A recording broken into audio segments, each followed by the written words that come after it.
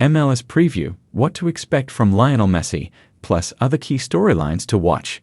Soccer analysts Taylor Twellman and Bradley Wright Phillips break it all down.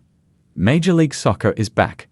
The regular season kicks off Saturday as Los Angeles FC hosts Minnesota United FC.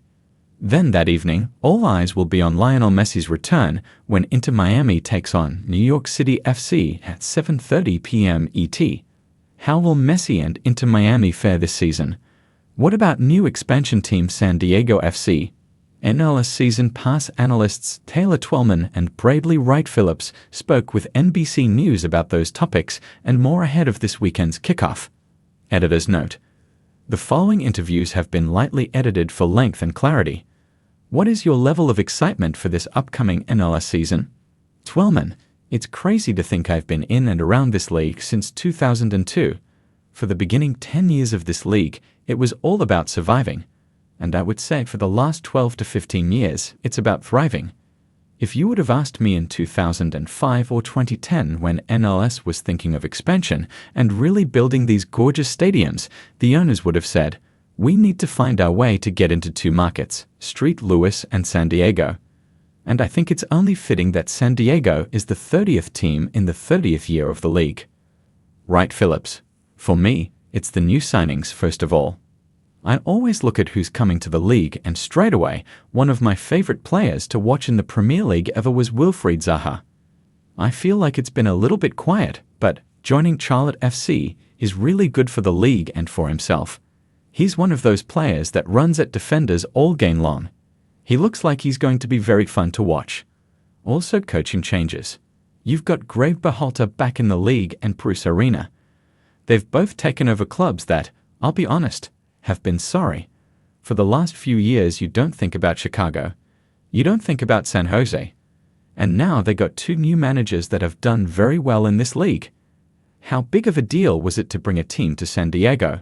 Wright Phillips: I love that the league has added another team. It's more excitement. They add Chucky Lozano, a big name, a huge Mexican player. I'm up in the air with what they're going to do. They don't have an excuse of being an expansion team. St. Louis just recently won the West, so there's no excuse for them. But there's some exciting players that joined the roster, and I think Chucky Lozano leads that. Twellman: San Diego is one of those markets that's always been in the top 10 of viewership of the U.S. men's and women's national team. Locally, they live and die and breathe the sport of soccer. So it's just one of those few cities in the United States where soccer is kind of in the fabric of the city. It's kind of in the heartbeat. I think it's great that San Diego is in the league. Right now, where do you put MLS among the world's best leagues? Twellman: they're not at the Premier League level, and nor should they be. English football has over a 100-year history. Naturally, when you're trying to establish yourself in credibility, you got to do so in the world market. And I would say over the last 5 to 7 years, Major League Soccer has exponentially grown. The way I judge that is when you talk to scouts around the world, how quickly are they getting to the United States and Canada and Major League Soccer? They're getting there very quickly. I think Kevin Sullivan is a great example of that, with Manchester City deeming him the best 14-year-old in the world. He's now playing for Philadelphia Union before he goes to Man City. Wright Phillips: I love and hate this question because it's so hard. My personal opinion, just having played in both the MLS and English Premier League. Let's take the top teams like Inter Miami and Columbus Crew, the teams that have been very dominant over the last year or so. They would have no problems in the championship, maybe bottom of the Prem. That's how I see it and how I like to see it. It's so difficult to judge. Lionel Messi had an incredible first full season in MLS. What are your expectations for him this season, and how good can Miami be? Wright Phillips: we weren't sure how he would react to being in the MLS, but he's taken it by storm. He's the Messi we've known and loved over the years.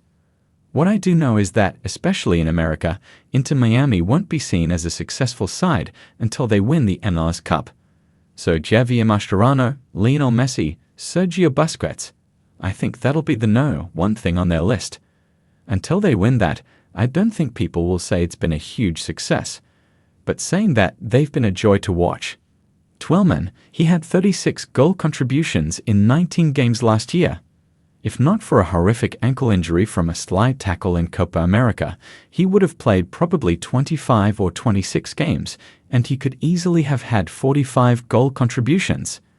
If he's healthy this year and he plays 25 games, I think he could be the first repeat winner of the MLS MVP ever, because the way he changes Luis Suárez, the way he changes everyone around him. I'm nervous for Miami because I don't think they're as deep as they were last year. They've got to figure that out. Besides Messi, what players are must-watch this season? Wright Phillips. You'll always enjoy watching Darlington nag. I think a young striker like Patrick Agyemang for Charlotte is very exciting and upcoming. Jack McLean just went to the Houston Dynamo. This will be good for him, starting every week. Talking about young players starting every week, I'm thinking of Brian Gutierrez for Chicago under Greg Berhalter. Twelman. On LAF City, Dennis Bouanga is one of the best players this league has ever seen. You do not have to be a soccer fan to see his impact and to see how he plays. He plays at a high level, 90 minutes of just relentless pursuit of goals and assists. He's had 20-plus goals in 2 straight years. An unreal player. What other storylines are you watching for? Twelman. The FIFA Club World Cup being in this country, 2 MLS teams being a part of that, all the eyeballs around the world are going to be on the United States in 2025. It's a perfect preview of what the World Cup is going to be in 2026. Major League Soccer now has the infrastructure, the momentum to really catapult itself with all the eyeballs in the world in 2025 and then ultimately in the World Cup. That's where it's going to be different than 1994. Wright Phillips. I don't think the casual MLS fan realizes how good of a player Wilfried Zaha is. I was surprised that there isn't a lot more noise around his name for how good he is as a player. We got to remember, this guy was tearing it up at Crystal Palace in the Premiership. It didn't work out for one reason or another, but this is the kind of talent we're talking about that's coming to the league. And I think very soon after match day 1, we're going to see a top player, and you'll hear his name a lot throughout the season. What team that missed the playoffs last season could take a big step? Wright Phillips. I'm going to go with Chicago. Greg Berhalter has all the pieces. He has a good young 10 in Brian Gutierrez, and then they brought in a really good winger in Jonathan Bamba. He's another player that loves to run at defenders. And then if you were worried about their defense, they'd bring in Jack Elliott from the Philadelphia Union, who I think is a really underrated center back in the league. Twelman. I'm interested to watch Austin this year. They went out and spent $10 million on Brandon Vazquez. He comes back from Mexico and is a goal scorer. There's a new manager in Nico Estevez. I don't know if the manager gets them to winning the MLS Cup, but I think he improves Austin to a point that the fan base is now rejuvenated the way they were in the first couple years of their existence. Who is your pick to win the MLS Cup? Twelman. The transfer window changes everything in the summer. The teams you see on February 22 are not the teams you see come MLS Cup playoffs. A lot can change.